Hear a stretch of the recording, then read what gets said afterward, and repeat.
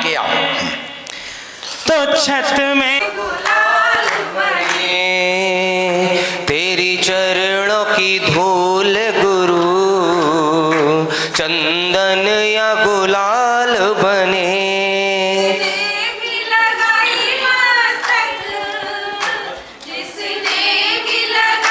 और पूज्य आचार्य भगवान के पाद प्रक्षालन करने और इसी क्रम में अनेक लोग अपने पुण्यार्जन को कर रहे हैं। अपना पुण्यार्जन के लिए एक और नाम आया है जो पूज्य मुनिश्री 108 शिवदत्त सागर जी महाराज को शास्त्र भेंट करने का सौभाग्य एदमातपुर के एक परिवार ने प्राप्त किया है। इसी क्रम में जो 18 पूज्य गुरुदेव को 18वां वर्ष के स्मृति स्वरूप प्रश्न किया गया कि भगवान जीवन क्या है, जिंदगी किसे कहते हैं। पहला प्रश्न तो ये है। 11 नंबर की कारिका में आपको सबसे पहले यही बताया गया कि जीवितम किम, जीवन क्या है। तो बताया जीवन अनवद्यम, जो निर्दोष है वही जीवन है। दोष से सहित जीवन जीवन नहीं होता है। हमारा जो जीवन है वो जीवन कोई काम का नहीं है, क्योंकि हमारा जीवन दोष से सहित है। और सबसे बड़ा दोष है कर्मों का। सदोष वस्तु तब तक है जब तक मिक्सिंग है। जैसे दूध अपने आप में शुद्ध है और पानी अपने आप में शुद्ध है। अब दूध में पानी मिलाओ या पानी में दूध मिलाओ तो दोनों अशुद्ध होंगे कि नहीं? हो जाएंगे। इसी प्रकार आत्मा शुद्ध है और कर्म शुद्ध है। पुद्गल है वो भी शुद्ध होता है और जीव भी शुद्ध होता है, पर दोनों की मिक्सिंग कर दो तो अशुद्ध हो गया। तो हमारा जीवन वर्तमान में अशुद्ध है, क्योंकि निर्दोष होने से वह जीवन जीवन नहीं है। सही जीवन तो वही है जिसमें दोष नहीं है। और ये दोष पैदा होते हैं कर्मों के कारण से।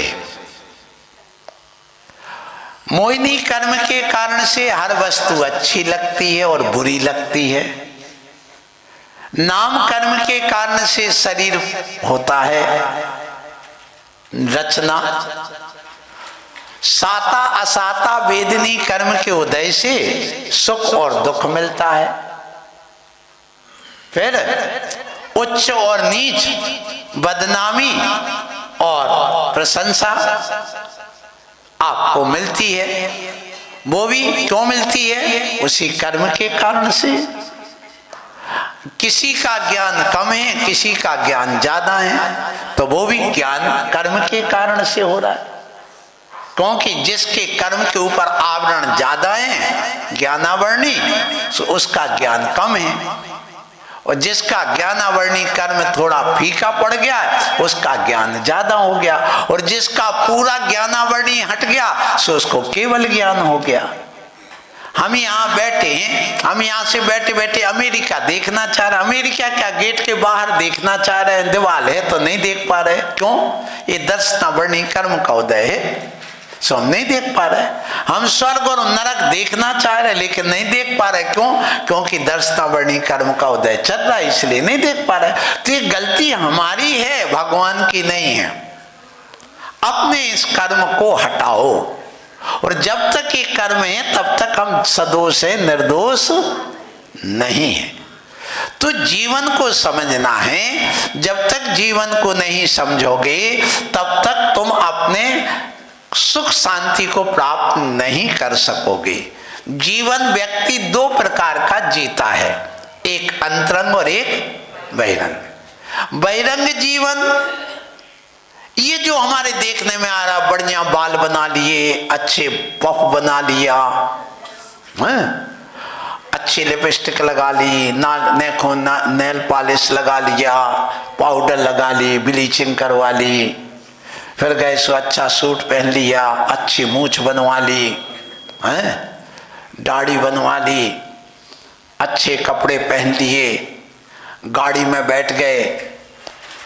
तो ये जो बाहरी बहिरंग जीवन ही सबका दिख रहा, अंतरंग जीवन कोई जी नहीं रहा। सब बहिरंग जीवन जीने में लगे, उसी में आनंद ले रहे, उसी को अच्छा मान रहे हैं। इस बहिरंग जीवन की जब हम थोड़े से अंदर जाते तो मानसिक जीवन जीते हैं। तो शारीरिक स्तर का जीवन, मानसिक स्तर का जीवन और आत्मिक स्तर का जीवन। तो जीवन के 3 स्तर होते हैं। एक शारीरिक स्तर का जीवन जो आम जनता जी रही है, उसी शरीर में लगा सुबह से लेकर शाम तक, उसी को खाना पिलाना सुलाना, उसी की चिंता करना और कोई आगे पीछे की बात ही नहीं। फिर इसके बाद आता मानसिक जीवन, जिसके माध्यम से हम अंदर की कुछ बातें मन में विचार करते हैं, सोचते हैं, समझते हैं और फिर उसके बाद में चिंतन करके अपना कार्य करते हैं, वो कहलाता है मानसिक जीवन। फिर इसके बाद में आता आत्मिक जीवन, जब हम सब परिग्रह त्याग करके अपने आत्म तत्व की ओर आकर के ध्यान में बैठ जाते हैं, शुद्धोपयोग की जब दशा आ जाती है, उस समय हमारा जीवन आत्मिक जीवन होता है। या यूं कहिए, एक अशुभ उपयोग का जीवन, एक शुभ उपयोग का जीवन और एक शुद्धोपयोग का जीवन। उपयोग हो गए 3। अशुभ उपयोग शरीर में, विषय भोगों में, धन दौलत में, श्रद्धा के उसी में रात दिन लगा हुआ है, वो कहलाता है आपके बहिरंग जीवन जीने की जो बता रहे अशुभ उपयोग का जीवन। इस अशुभ उपयोग में लगा है आदमी सुबह से लेकर शाम तक। यदि आप स्नान कर रहे हैं और ये सोच करके कर रहे हैं, मान में मानसिक जीवन जहां जीने लगे, श्रद्धा सहित जीने लगे, आपके मन में श्रद्धा जम गई है और आप स्नान करके इसलिए आ रहे हैं कि मुझे भगवान के दर्शन पूजन करना है, तो आपका वह शुभ उपयोग हो गया। क्रिया वही थी लेकिन उद्देश्य बदलने से आपका वही शुभ उपयोग हो गया। तो अपने जीवन को अशुभ उपयोग से शुभ उपयोग में लाओ। अभी आप बैठे हैं, अभी आप शारीरिक जीवन नहीं जी रहे, आपको ठंड की चिंता नहीं, आपको खाने पीने की नहीं, आपको किसी को देखने की नहीं, आप अभी मानसिक स्तर का जीवन जी रहे। मानसिक स्तर माने ज्ञान का और मन का एक में एक संबंध है। माने आप ज्ञान में अभी ढले हुए और ज्ञान में ढल करके उस मन में बार बार सोच रहे कि हमें महाराज के पास जाकर के जनवाणी का श्रवण करना है, ये हमारे हित में है, ये हमारे लिए कल्याणकारी है, हमें कुछ करना है, अपने आत्मा के लिए करना। शरीर तो बहुत देख कर लिया, अब थोड़ा सा आत्मा के कल्याण के लिए चलो उपदेश तो सुन ही ले। ये हो गया अपना थोड़ा अंदर के स्तर का जीवन हो गया। ये आपका श्रद्धा सहित जो आप एक क्रिया कर रहे हैं, ये हो गया तुम्हारा शुभ उपयोग। और जब सारे दंड पंद तोड़ करके आत्म स्थिति में आ जाते हैं तो वहां आ जाता शुद्धोपयोग। तो मुनि महाराज शुद्धोपयोग की दशा में और शुभोपयोग की दशा में रहते हैं, और जो इस दशा में रहते हैं उनका बहिरंग जीवन से अंतरंग जीवन आ जाता है। वे देह और आत्मा को एक नहीं गिनते, जो देह और आत्मा को एक गिनते हैं वो बहिरात्मा कहलाते हैं। आपने 6 ढाला में पढ़ी होगी, देह जीव को एक गिने बहिरात्म तत्व मुधा है। मुधा माने मूर्ख, वो मूर्ख आदमी है, मिथ्या दृष्टि है, जो शरीर को ही सब कुछ मान रहा, उसी में रात दिन लगा हुआ है। तो आप उससे थोड़े ऊपर उठो और ऊपर उठ करके अंतरंग जीवन जीने की कला सीखो, क्योंकि जीवन एक संगीत है बजाने के लिए। जीवन एक संगीत है बजाने के लिए, जीवन एक गीत है गाने के लिए। जीवन को जो भार समझते हैं उन्हें पता नहीं ये जीवन है एक पड़ाव मोक्ष जाने के लिए। ये पड़ाव है तुम्हें मिला है। जैसे अपन चलते चलते कहीं थक जाते तो पेड़ के नीचे बैठ जाते, 10 मिनट ठहर जाते हैं, तो उसी का नाम पड़ाव कहलाता है। रात भर सुस्ता लेते बैठ जाते, सुबह से फिर काम में लग जाते। तो ये पड़ाव मिला है तुम्हें, जानते पाड़ा जो दिन भर ढोता रहता सामान, रात दिन उसी में लगा है और उसको कुछ नहीं दिखता है। ऐसे आप अपने जीवन को, संगीत है अंदर का सुनो, बाहर का संगीत तो बहुत सुन लिया। अभी कह रहे थे ना, क्या नाम से वो बालक गा रहा था, सुमित क्या कह रहा था? पानी टपक रहा है तो छत में दरार है, और जीवन में दुख है तो एक कर्म की मार चल रही है। और ये आज से नहीं, अनादिकाल से चले, ये अनादिकाल से कर्म बने हुए। ऐसा नहीं कि पहले आत्मा शुद्ध थी, बाद में कर्म आकर के चिपक गए हुआ आत्मा के साथ, ऐसा नहीं है, ऐसा होता ही नहीं। क्यों? प्रकृति का नियम है। पेड़ में अग्नि है, ये निश्चित है। वो अग्नि पहले से प्रकट है क्या प्रकट की जाती है? प्रकट की जाती है, शक्ति रूप में है। गाय के उसमें दूध में घी है, वो पहले से है, लेकिन प्रकट पहले से है कि बाद में की जाती है? बाद में की जाती है। उसमें पानी पहले से है कि मिलाया जाता है? पहले से है। पानी तो दूध में पहले से है, ऐसा थोड़ी कि नहीं है।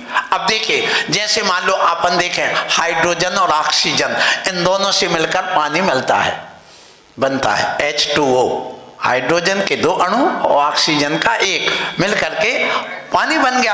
तो ये बताइए, ये हाइड्रोजन और ऑक्सीजन पहले से है पानी में, तो उसी से मिलके बना क्या अलग अलग है? अब पेड़ में वो पानी जलांश पहले से है क्या बाद में मिलाया गया? पहले से, उसके बिना तो वो बन ही नहीं सकता। हाँ, उस पानी को सुखा सकते, हटा सकते और उस अग्नि को प्रकट कर सकते।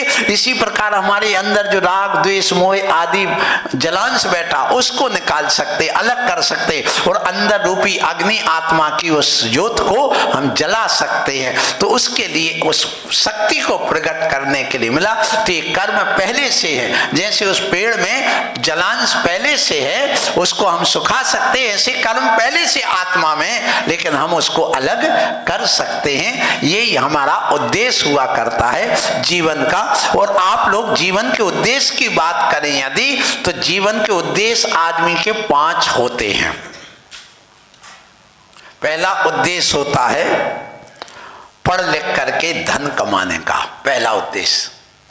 संघर्ष में आप देखिए, आप लोग गन्ना आता है, उसमें रस कब आएगा? जब उसको आप मशीन में संघर्ष कराते तो उसमें से रस निकलता है। फिर वह रस को और संघर्ष कराते हैं कढ़ाई में डाल करके, फिर वह संघर्ष करता है तो गुड़ बनता है। उसमें और आप दूध वगैरह और लाइम वाटर डाल देते, चूने का पानी, तो वो कालापन झाग निकलने लगता है। तो उसके बाद में वह सफेद हो जाता है, फिर वह शक्कर बूरा बन जाता है, फिर उसके बाद में आनंद आता है। इसका मतलब ये है कि संघर्ष में सुख है, आनंद है, शुद्धि है, निर्दोषता होती है।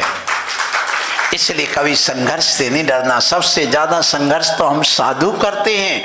पूरा खुला बदन है, ठंडी है, गर्मी है, बुखार है, सब कुछ है, तो भी कोई बात नहीं, चलो भैया चलना है, प्रवचन करना है। इसलिए संघर्ष से कभी डरना नहीं। और संघर्ष आपने जीवन में हो तो वीरों की तरह बन करके जो संघर्ष करता है अपनी आत्मा से, वह महावीर बनता है। इसलिए आप भी संघर्ष करो, महावीर बनो, और महावीर की तरह साहस करके अपनी शक्ति जुटा करके आगे बढ़ो। क्योंकि वीरों की दृष्टि में जिंदगी एक साहस है, कवियों की दृष्टि में जिंदगी एक काव्य है, और ध्यान के तार्किक की दृष्टि में जो दुनिया के बैठे बैठे दुनिया की फितूरी बातें करते रहते हैं, तो जिंदगी एक उल्फत है।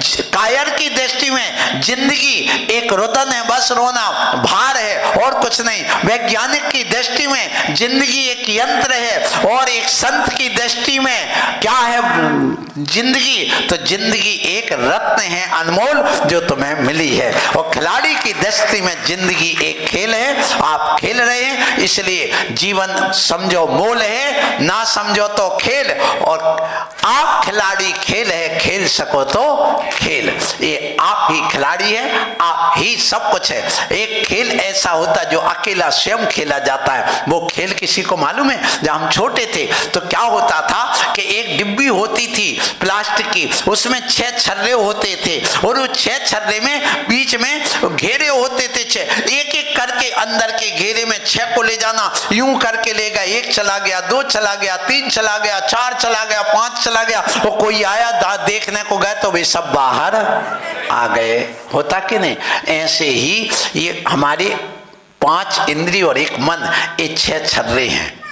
इन 6 छर्रों को अपने आत्मा के घेरे में ले जाना पड़ता है। तो भगवान कह के गए, यदि तुम बाहर देखने जाओगे तो तुम्हारे वे सब छर्रे बाहर आ जाएंगे। तुम्हें उन 5 इंद्रियों मन को अपने आत्मा के घेरे में ले जाना है, और जब तुम ले जाओगे तो तुम्हें संसार से पार हो जाओगे। ये जैन दर्शन का खेल है जो एक अकेला खेला जाता है। इसमें दूसरे की जरूरत नहीं होती। हर खेल में 2 की